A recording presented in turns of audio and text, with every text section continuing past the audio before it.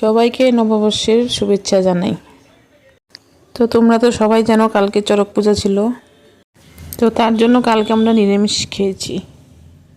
তো সকাল সকাল উঠে বাসি কাজকর্ম সেরে চান করে তারপরে রুটি তরকারি বানিয়ে নিলাম।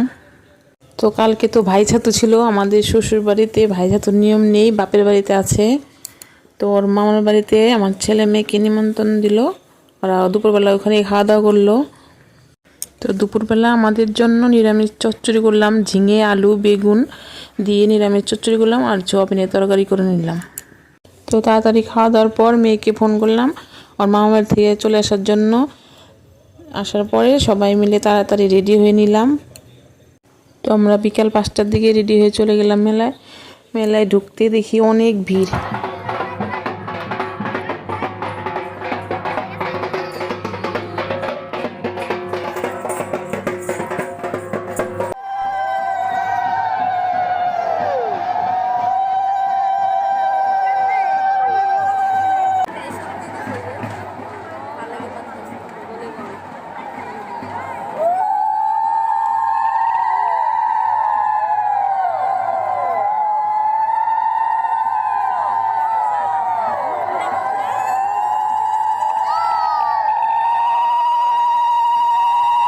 তো মেলায় অনেকটা ভিড়ের জন্য কিছু কিনতে পারিনি।